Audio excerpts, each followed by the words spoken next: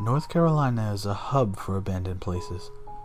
By now, you may have heard this tale of Mowgli's Palace, a very real place with horrors on a grandiose scale.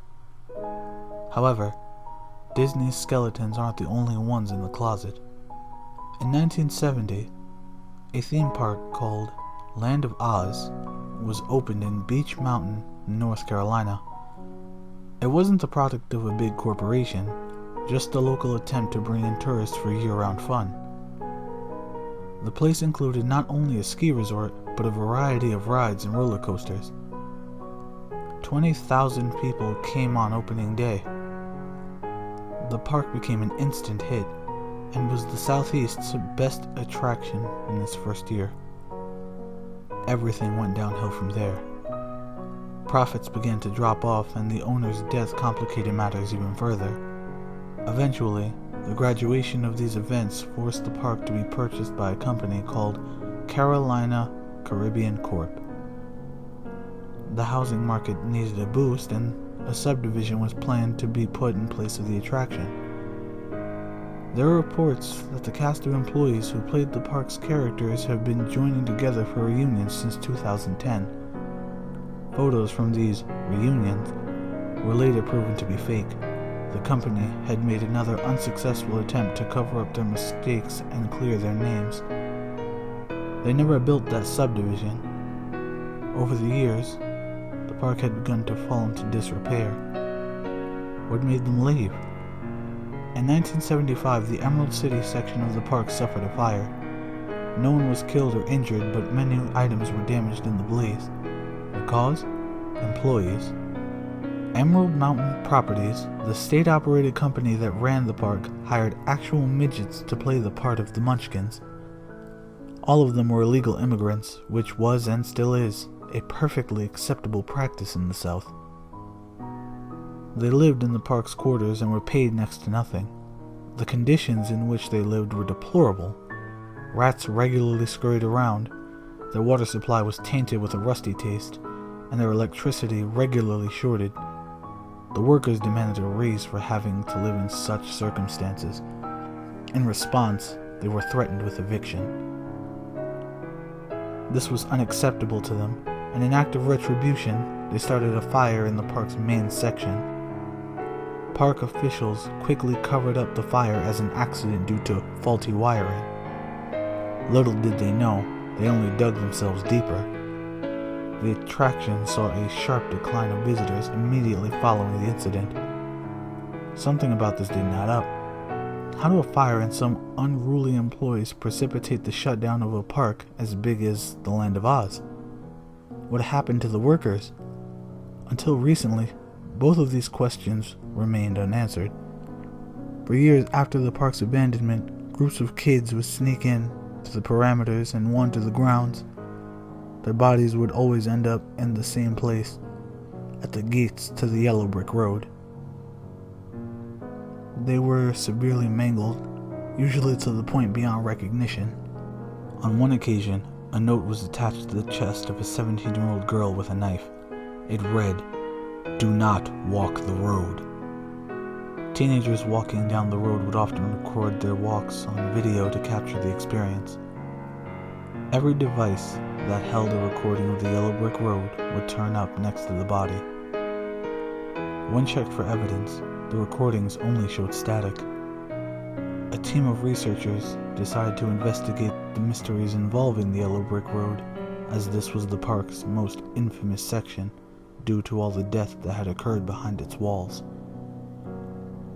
2 cameras placed inside a lightly armored car captured photo stills of the yellow brick road and sent them back to the team's computer as the car cruised along the path.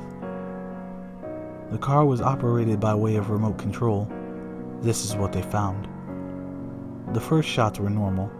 A heavy fog permeated the air, reducing visibility. Scraggly, overgrown trees poked out of the sides of the road. Bricks from the road were missing, and the road's surface was covered with an overgrowth of weeds. One tree blocked the road, resulting in a slight delay. As the car continued to travel, the shots revealed what looked like bodies dropping down from the trees. Either the bodies were preserved extremely well, or they had died recently, as almost no signs of decomposition had taken place. They were hung by rope at the neck, but no signs of live motions were indicated by the camera's motion detection. Every one of the bodies appeared to be dressed in Munchkin outfits. At first, the bodies were stagnant. Later in the car's journey, the Munchkins' eyes began to glow with the yellow light and faced toward the car. There were no expressions of life on their faces, just illuminated eyes. Emerald City loomed in the distance. In the pictures, bloody handprints began to materialize on the car's windshield. Subsequently, the clarity of the pictures was greatly reduced. The remote system allowed the utilization of the windshield wipers, which obviated the problem rather quickly.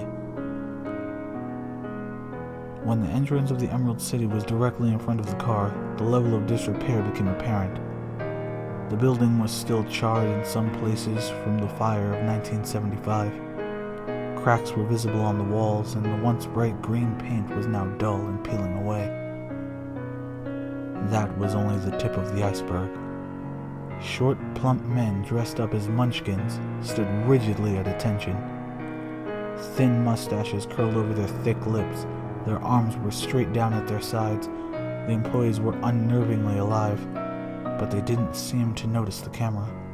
Each one of them had an unsettling, creepy smile on their face. None of the men made a move as the car passed them by. They only kept that unblinking, emotionless smile. 2 piles of dead bodies bordered either side of the double doors. All of them were Munchkin employees. The researchers warily looked at what was in front of them, snapshot by snapshot. 3 more Munchkins appeared out of the darkness. They blankly stared at the car. Above the entrance of the door, a message was messily etched in the wood. "Do not walk the road." 20 of the Munchkins or more appeared in front of the car. All of them were nearly identical in appearance. Approximately 2 seconds elapsed between the photo and its predecessor. At this point, the team tried to reverse the car so they could retrieve it.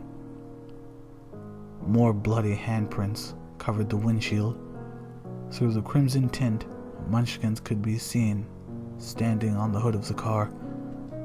This was the last photograph before the camera signal was lost. The car's remote guidance system went haywire. The expert technicians couldn't find a way to fix it. Me? There's no way in hell I'm going in there. Creatures like those need to be contained. People like me need to stay blissfully unaware.